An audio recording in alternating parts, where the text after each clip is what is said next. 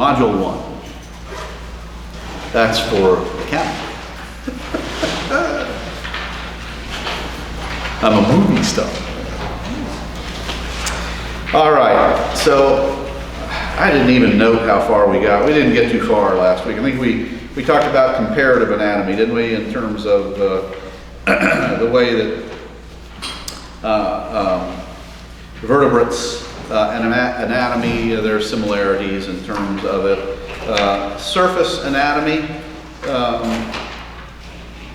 where did we go? Well, that would help if I'd hit on the right module. There we go.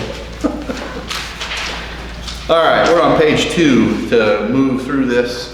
We're going to hustle. I think a lot of this is review for you in module 1. Some of it will be new, but most of it will be review. Also, module 1 does something else that's interesting, and that is that it introduces us to some concepts that we will build on throughout this course. Remember, I told you that this course is not cumulative in the sense that I will examine you over the material of each module for a final, but as it turns out, the material itself builds on itself, and you'll see what I mean by that as we go through. So remember what we're doing on your notes here. You will fill in what's listed, and as we go on in the course, you'll see you'll have less and less of this to do, simply because what I wanted you to do is become familiar with the textbook, and that's one of the easiest ways.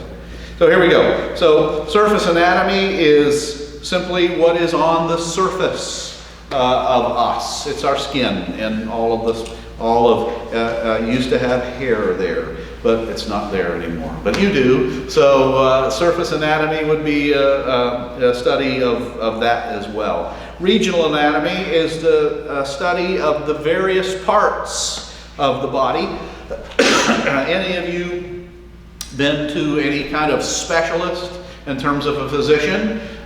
What you've done is gone to someone who has specialized in regional anatomy, maybe an ear, nose, and throat guy. Maybe you had tonsillitis a lot. I see a nod and head there. Or maybe you messed up a foot or a knee playing, and you went to someone who specializes in orthopedics. So that's regional anatomy. Systemic anatomy is in terms of the whole of us. Systemic anatomy means anatomy by all of the organs, of the organ systems itself. And we're going to, if you're in the textbook, which I would like you to do in following along in terms of us, you see the description of the organ systems there on page 3. Nice, handy, dandy little drawing. We love the pictures. So that's systemic anatomy. So the name of this course is Anatomy and Physiology. So physiology is the study of the functions of an organism and its parts. So if you'd write that down.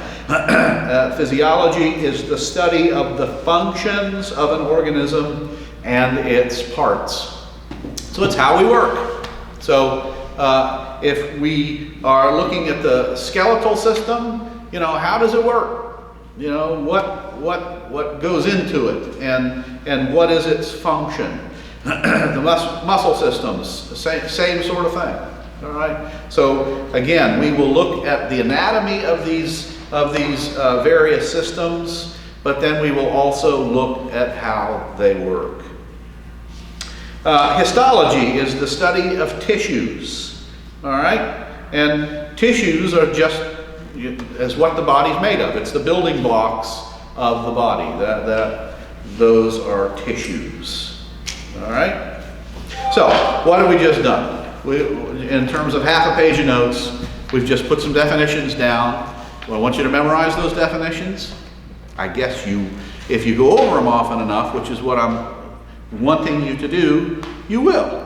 But not necessarily by sitting there and staring at it and trying to memorize it. I mean, I did that, and I would spit it back on a test, and then I would forget it. If you read over these things and visualize them in your mind and look at the pictures and relate the definitions to the pictures, you'll get it. Okay? That's what I want you to do with these definitions. I've listed the organ systems. It would be nice if I could make a picture of the page 3 there, but it didn't. And there's more. So look here in terms of what they are. The integumentary system is the skin and hair. And there's the picture of the little guy there standing there. And you know, there's his skin. He's got hair. The skeletal system is the bones and cartilage, etc. The muscle system is the muscles and tendons and ligaments. The nervous system is the brain and spinal cord and nerves. The endocrine system, it consists of the glands. And that's a module in and of itself. Very interesting one. Circulatory system is the heart and the veins and the arteries and the other aspects of that.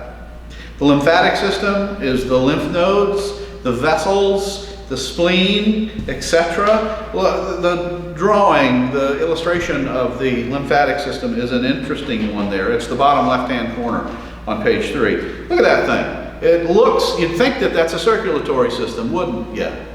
You know, but it's the lymphatic system. And you know the lymphatic system based on the fact that when you're sick sometimes, you got these bulges coming out of your neck, you know. Oh, what's that growing out of your neck? You know, oh, no, I've been sick. And so one of the lymph nodes is swollen. Are you here? You need me? No, I'm counting to see how many students can fit in this room for another class. I think everybody's here today now, aren't they? I'm thinking, was I missing one? I think I'm missing one. No, I just wondered if it was set up for 20. We may have a class in the afternoon that has 20. How about that? I've set up for 18 in here. Okie doke. But anyway, I digress. Digestive system is the stomach and liver and intestines, but it also includes the esophagus and your mouth and your tongue and all kinds of fun stuff. Respiratory system is the lungs and trachea, etc. So, and as visualized there. Turn over to the next page. You see the urinary system as depicted. It's the kidneys, the ureters, and the bladder, and other things. And then the reproductive system in the male and the female, the testes, the ovaries, and the other aspects of reproductive system. So there are 16 modules in the book. We will get to 14. Again, that's the way the course divides up. We've got a grand total of 14 class days per semester. So 2 weeks per module, we do 7 each semester. All right, I'll pause there for a second. We're kind of hustling through here, but again, so what do I want you to do with respect to the organs of the body or the systems? Let's just be familiar with them, all right? Get a sense for the fact that there are many, 11 as listed there, 12 if you count male and female reproductive system. But just to be familiar with the fact that that's the course of study that we will have, but that's also the way that we can think about the human body. Again, it's one unit. All of these things must function together, as we will see, but they also, in terms of our study, can be broken down into these systems. All right, questions about that stuff? I actually had questions last class. It was quite a day. All right, let's see. On page 4, the definition of organ is given, and that's not the thing that they play in traditional churches on Sunday. As it turns out, it's a group of tissues specialized for a particular function. And we just looked at some of those functions, right? Based on the organ systems. But an organ is a group of tissues specialized for a particular function. We will see overlap in some of these systems with some of these organs. We will find that some of these systems work together doing the same thing, but in any respect. And then tissues are groups of cells specialized for a particular function. So again, if you would write that down, groups of cells specialized for a particular function. All right? You will find that there's more than one function for some of those cells as well. We have finished a page of notes. How about that? Turn over to the back, next page. Page 2 is on the back of page 1. So, as it turns out, there are only 4 basic kinds of tissue in the human body. Well, that makes things easier, doesn't it? 4 basic kinds of tissue in the body, and that's what I wrote to you at the top of page 2 of your notes. There is nervous tissue, and that is the tissue that makes up the brain, the spinal cord, and the eye, and other things. We will look at nervous tissue, okay? The tissue that makes up the brain, the spinal cord, the eye, and etc. Muscular tissue.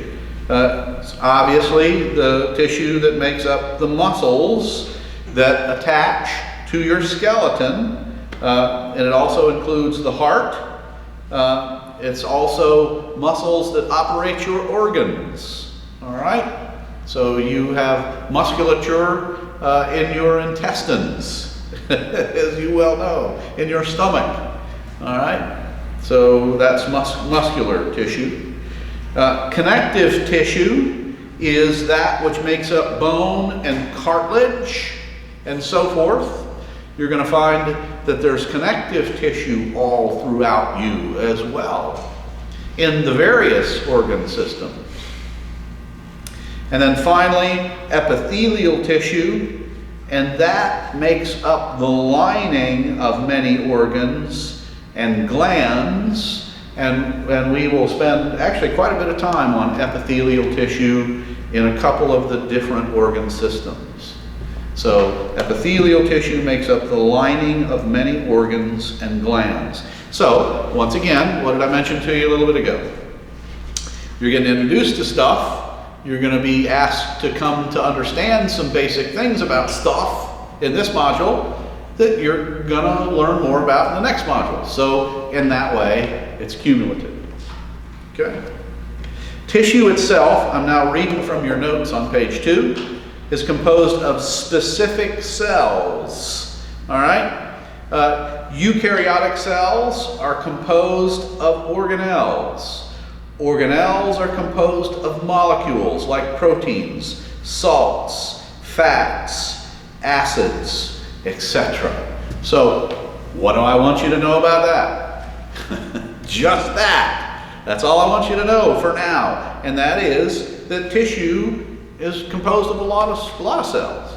All right? And that there is some specificity to them as well. All right? Now, look on page 5. There is a definition of homeostasis. I've given you that definition. I went ahead and wrote it in. All right? A very important concept that I want you to get now so you'll have it for the rest of the course. Because each organ system is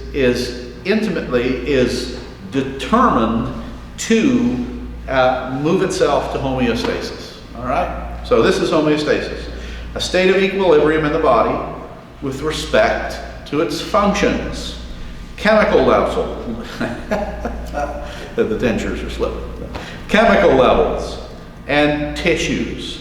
A couple of examples are blood pressure and oxygen levels. So, when you are sitting in class today, and some of you are just nervous about this material and about this class. I hope that's not the case, but some of you are, and so your blood pressure is going up. Why? Because there's a lot of nervous energy. And some of you are just, so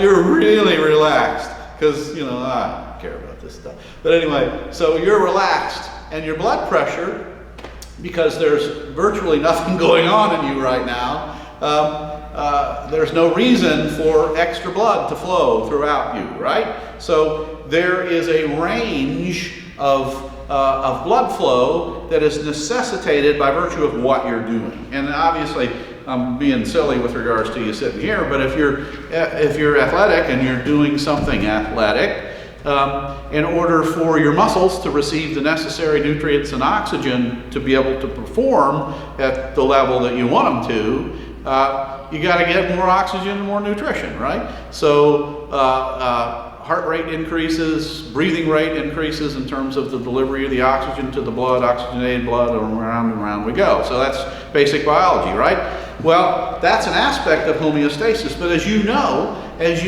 you can't continue that for a very long time. Some of you distance runners can, and I hate you, but that's all right, I'm just kidding. With regards to being able to go and go, I got to be careful because I'm being filmed now. So I don't hate you, I really don't. I'm jealous of you, okay? But anyway, because I can't run 50 yards anymore. But the point is, you can't do this for a long time. You get tired and you have to stop.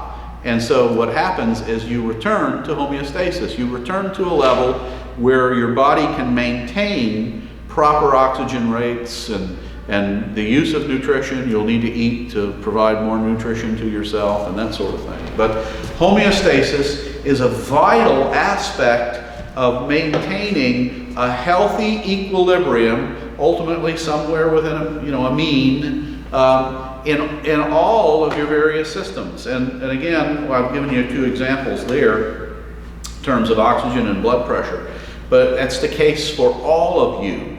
And so it's a concept that I want you to be familiar with now, because we're going to revisit it throughout the course. Okay? Questions about that? Questions about homeostasis? All right. I mean, obviously the word is used in different contexts, but in terms of anatomy and physiology, it is vital. Stress is something is caused by having to take my course. Hopefully not. Is something in the environment, anatomy and physiology, that causes one or more variables to move too far from their set point. So in terms of moving blood pressure, there are anatomical and physiological reasons why our blood pressure goes abnormally high. And when it does that for a period of time, it happens in young people not too often.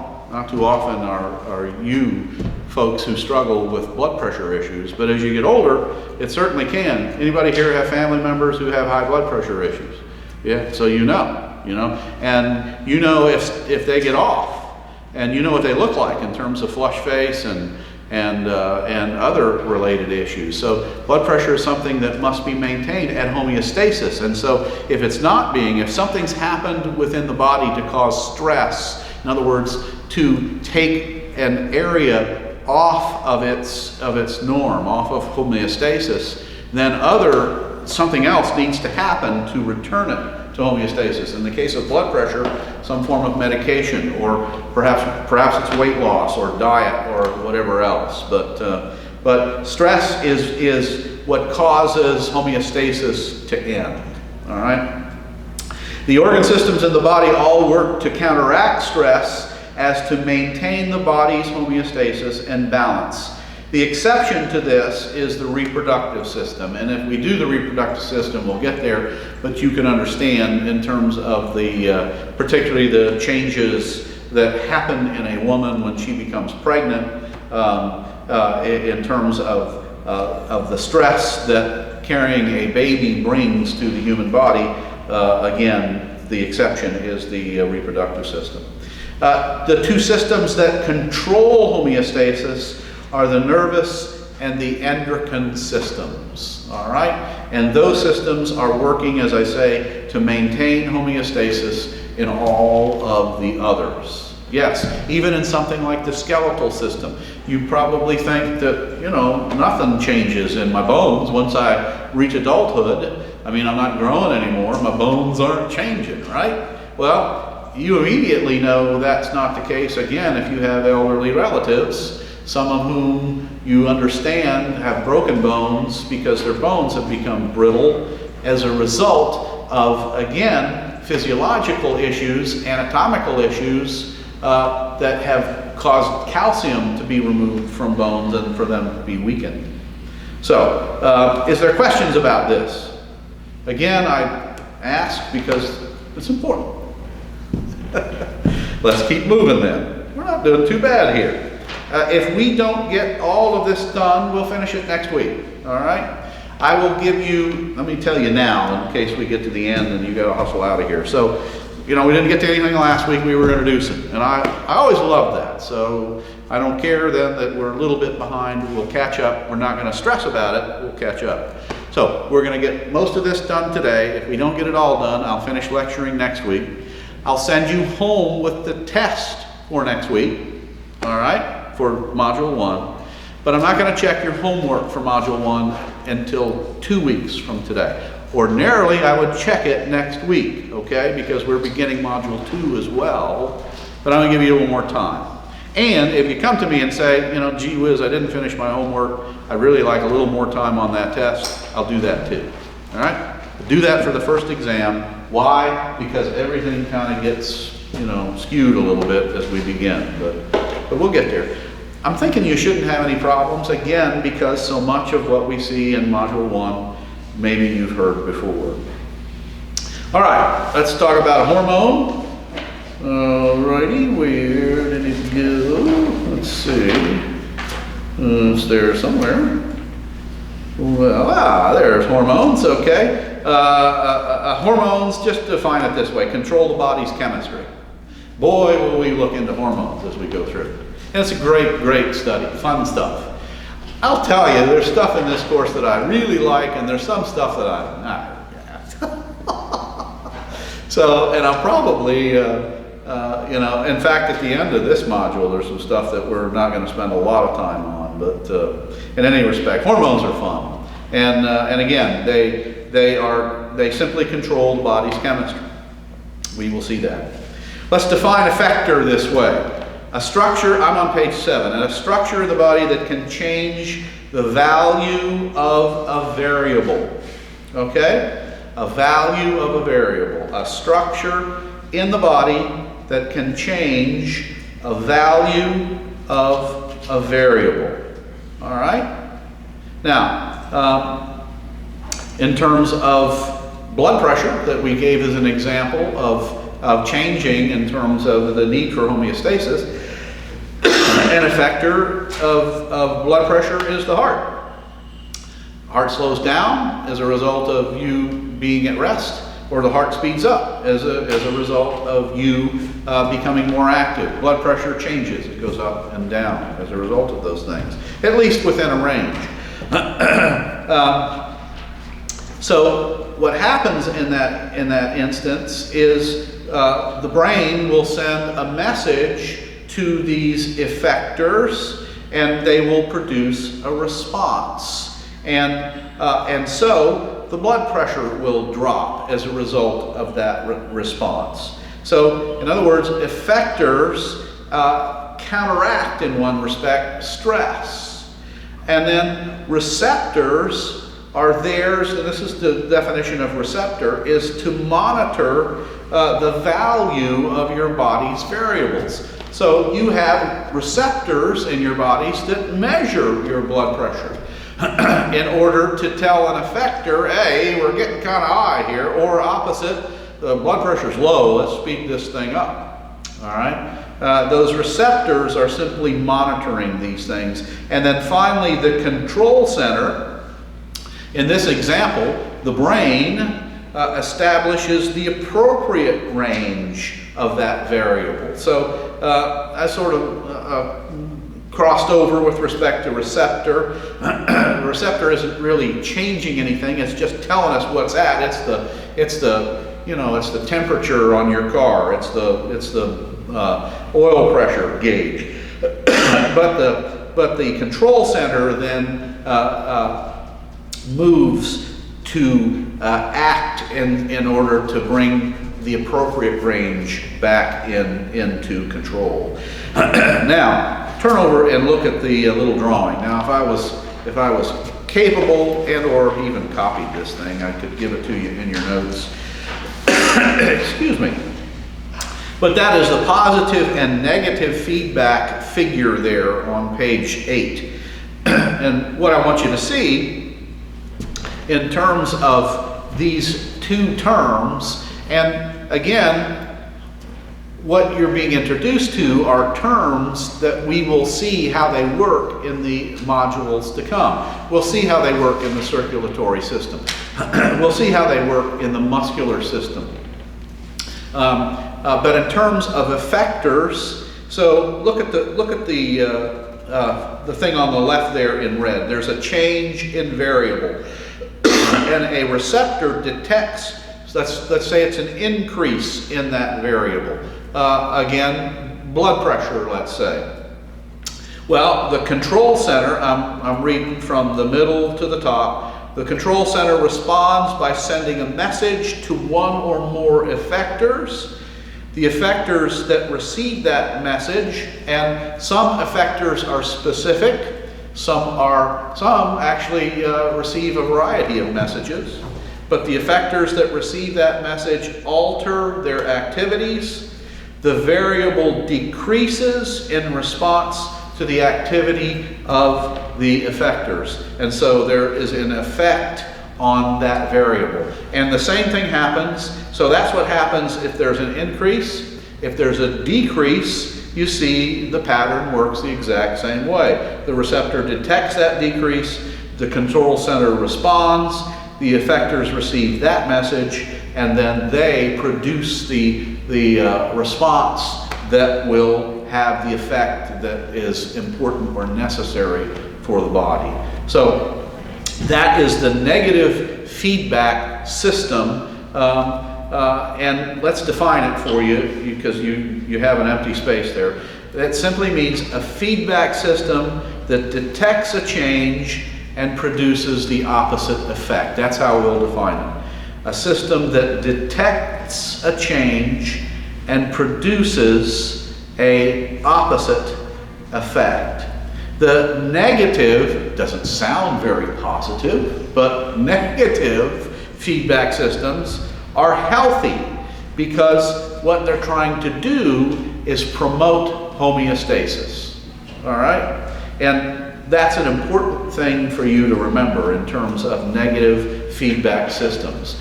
They want homeostasis. That's what that figure 1.2 is trying to show you. All right? But, so that's negative. Well, that's negative feedback. So how is that positive? Well, it is. We got to make something, we've got to make it confusing to some degree, right? I mean, it wouldn't be school. So, why wouldn't they just call it positive feedback? Because it's a positive thing. Well, they didn't. They call it negative. But what about positive feedback? What about the positive feedback system? Well, as it turns out, the positive feedback system sometimes, it results in death. How positive is that? I guess if you really don't like somebody, again, be nice, Lord, be nice. But sadly, the positive feedback system can result in death unless it is interrupted. Say you are injured, and this is the example in the textbook. I think it's as good as any of them, so I'm just going to give it to you. Say you are injured and you start to bleed severely. Well, what happens to a person's blood pressure as a result of that significant blood loss? Well, it's going to drop, of course. I mean, in terms of the system that was closed, it's now open, and so the blood pressure is going to drop. Well, what is the heart going to do as a result of this? Well, the heart is going to speed up, right? In terms of this thing, it's going to speed up to try to bring blood to the areas of the body where it's perhaps missing. Well, a positive feedback system, though, would cause it to slow down. And what would cause a positive feedback system like that? Well, suppose the blood pressure dropped so much that the heart couldn't get enough blood to supply the nourishment it needs in order to increase the speed. Well, in that case, the heart would slow down. But then what would happen to the blood pressure? It would decrease even more. So what we're talking about here is a positive feedback. It's a drop in blood pressure that causes another drop in blood pressure. On the one hand, positive feedback in one instance is positive. If you don't have as much blood pressure, you're not losing as much blood. But the problem is your body needs that blood to circulate. It needs blood pressure to circulate the blood. And so the positive feedback then even produces less nourishment, less oxygenation to the heart. And as a result, it gets weaker, causing the blood pressure to decrease even more. And so you can see then how such a situation would continue to spiral down in terms of something that is very dangerous and even ultimately leading to death. And so, when in movies and TV, what do you see? What happens when somebody gets hurt and they're bleeding real bad? Of course, somebody puts a tourniquet on it, and in an attempt to stop the blood from flowing out of that particular area, to allow the feedback system to correct the blood pressure issues for the rest of the body. So I don't know if that is very easy to understand. First few times I read through this stuff, it wasn't the easiest thing for me. If you have questions about it, ask me now. And if not, if you're confused later, holler at me or read through the material. But in other words, the negative feedback system is a good thing. We like the negative. Why? Because it's desiring to return to homeostasis. The positive feedback system is more or less just reacting and is very often dangerous, if not deadly. Questions about that? Okie dokie. All right, we sure we're good? Well, over we go then to the next page. Again, we're moving right along, so and I apologize about that, but we just are. So look at the pretty picture on page 11. And again, in terms of your biology, you should have been introduced to, somewhere along the line anyway, cell structure. And so this is just a review, and that's really all I want you to know. We will deal with specific cells as we go through the various systems. Cell structure is similar in a lot of ways and very dissimilar as well. But figure 1.3 is an idealized animal cell. All right, so you see the things there. The plasma membrane, you see it, that's the bluish thing, and it's depicted there at the very top. It holds things together, and it controls the entry and exit of substances. So if you'd write that down, the plasma membrane holds things together and controls the entry and exit of substances. So write that, please. Holds things together and controls the exit and entry of substances. And you see the nucleus there in the middle. The nucleus, well, how do they define it in the back? So once again, to remind you of, and they don't, so that's great. They don't even define nucleus, but let's just call it the control center of the cell. The nucleus is in the middle. In terms of the specific definitions here, we'll just go with that. It's the control center, contains the genetic material. Next page is page 3 of your notes. You should have a page 3 and page 4 on the back of it. The nuclear envelope is the membrane that surrounds the nucleus. So it surrounds the area where the nuclear material is contained. The nucleus, of course, the nuclear material is the genetic material. All right. In terms of that genetic material, the DNA, when it's spread out, we call it chromatin. So just define it that way. Chromatin is spread out DNA. That's what we're going to do. And during cell reproduction, chromosomes form, which ultimately divide the genetic material, right? So we'll describe chromosomes as DNA during reproduction. Chromosomes are DNA during reproduction. All right, cytoplasm is the squishy, liquidy part of the cell. It contains all kinds of chemicals and ions and proteins and molecules. Those chemicals are used for a lot of different things, but just describe it that way. Chemicals, ions, proteins, other molecules. That's the cytoplasm.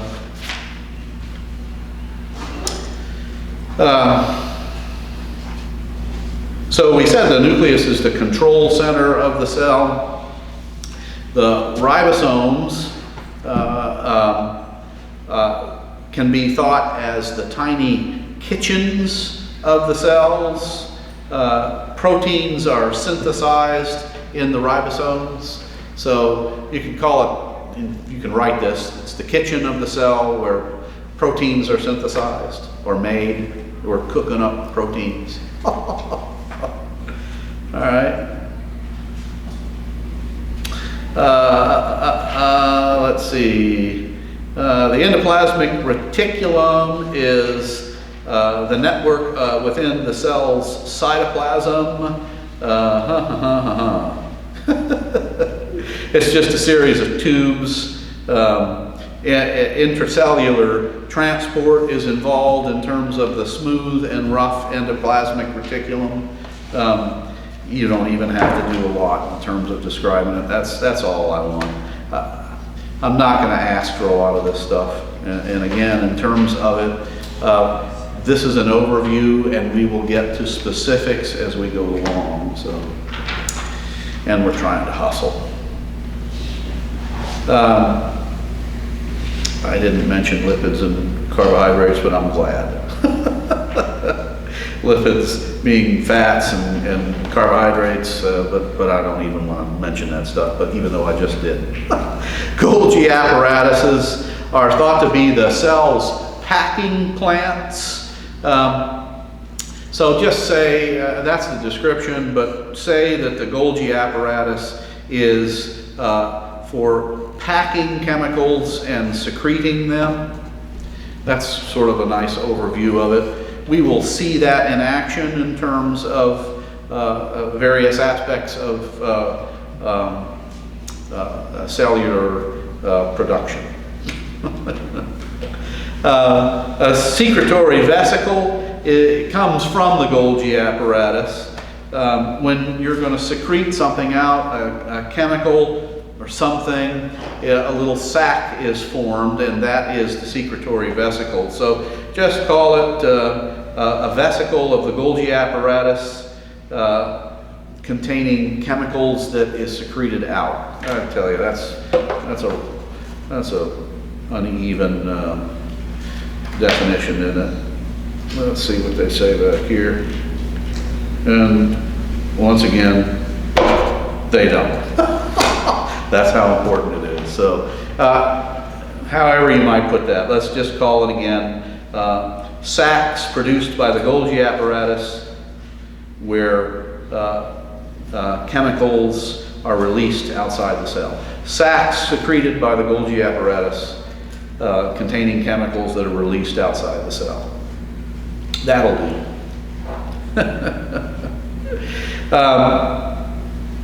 Lysosome is a organelle next to the organelle, but the lysosome, in terms of its function, is to break down lipids, proteins, polysaccharides, and nucleic acids. We're gonna see the use of those in a couple of different formats, but that's what lysosome does. It just breaks things down: lipids, proteins, polysaccharides, and nucleic acids. The mitochondria are the energy producers of the cell.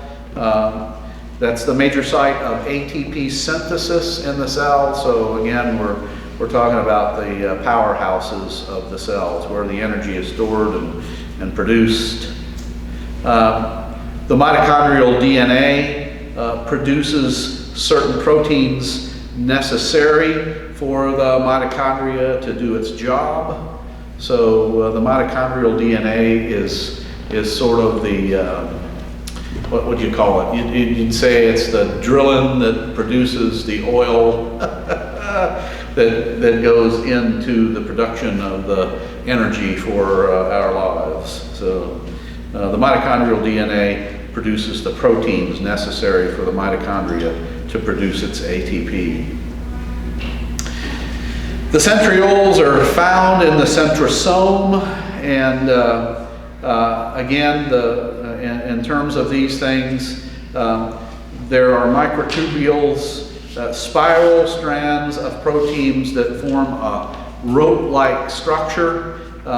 They tend to influence the movement and shape of the cell, so that's also what the centrioles do. And as we will see in just a moment, they're also involved in terms of the spindle aspect of the mitosis and meiosis in terms of cellular reproduction. So that's centrioles. One more thing in terms, well, two more, in terms of these short definitions. The cilia are little hair-like things that are often used in movement. They cover part or the whole of the surface of a cell. Just describe them as hair-like structures for movement. Let's just do it that simple. And then finally, let's define proteins as large molecules formed by the joining of amino acids. And we'll leave it at that as well. Just a reminder of what proteins are. Large molecules formed by the joining of amino acids. So, why have I asked you to do all that writing? Well, number one is, if you have been following along in the textbook, it's simply to familiarize you with the textbook. You know, I heartily recommended that you read through the textbook. You'll have to do that in order to do the questions at the end. But as you become familiar with the textbook, as we move through this class, I'm going to be doing more of the defining for you. I'll give you most everything that you need to know. Right now, it's been an exercise in writing. I get that. I never liked that. But at least at the beginning, it's helpful. So, proteins in terms of examples of proteins. Oh boy, we're getting near the end. Are catalysts in chemical reactions in terms of enzymes, hormones, antibodies that fight infection. Protein synthesis in the cell takes place in two steps: transcription and translation.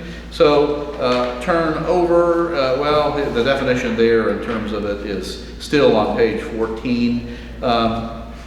Transcription, in transcription, the double helix of the DNA unwinds, exposing nucleotides. So just say the double helix of the DNA unwinds in transcription, and we'll leave it at that. Turn over to page 4. Notice how the in terms of the DNA and the RNA, in terms of it, the adenine, thymine, guanine, cytosine, and in terms of the way they line up with the RNA, the uracil, the adenine, the cytosine, the guanine, and the cytosine.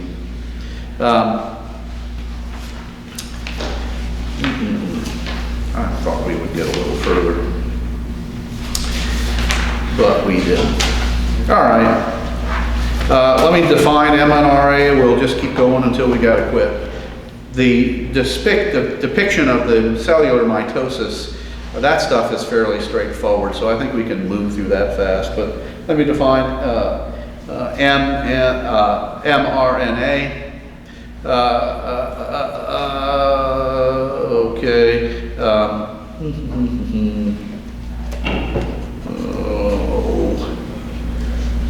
How to define that succinctly?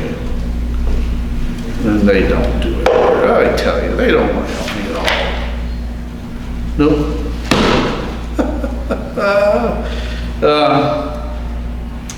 We've just got a lot to do. I want to skip it. I want to go to the end of page 4 today. I'm not going to go back over a lot of that in terms of the rest of the course. We're not going to see a lot of that stuff. So let's just get right to mitosis. Cellular mitosis, in terms of cellular reproduction, it enables an organism to grow and repair injuries. That's what mitosis does. In terms of you being able to grow, you have to be reproducing cells to do that. In terms of you fixing yourself, when something breaks or is cut, you need cells for that. In terms of cells that die off, skin cells, yes sir, yes sir. Oh, sorry, I was stretching. Pardon? I was stretching. Oh, I was excited. I thought you had a question. So cellular mitosis is necessary for us to be us. How do we continue? We have to have continued productions of cells. And so the cell phases in terms of that reproduction, the review of cellular mitosis, the picture of it there, I would like you to be familiar with that picture on page 17. And here is a quick description of it. So the interphase is simply the normal state of the cell. There's nothing going on. It's enabling the cell to to exist. It's not reproducing. There's no distinguishable chromosomes. The DNA is moving throughout the cell. The prophase, the centrioles duplicate and begin to form a spindle of microtubules between them. They move to the opposite ends of the cell so that the spindle spreads across the cell, and the duplicated DNA form chromosomes. Chromosomes head towards a line that crosses the center, the equatorial plane. So you see that in terms of the descriptions both of early prophase and late prophase. That's what the drawings there in your textbooks is attempting to depict. Mine's kind of faded out, but in any respect, the microtubules are depicted there. Metaphase is when chromosomes reach the equatorial plane. Metaphase has begun. Spindles attached to the chromosome at the point where duplicated chromosome is attached to its partner. The spindle pulls apart and they duplicate and in terms of the original chromosomes. That's metaphase. You see it lined up there in terms of the little X's. Anaphase begins when the spindles pull apart the chromosomes. They are duplicated. The original chromosomes are pulled to opposite ends of the cells, that is, the duplicates.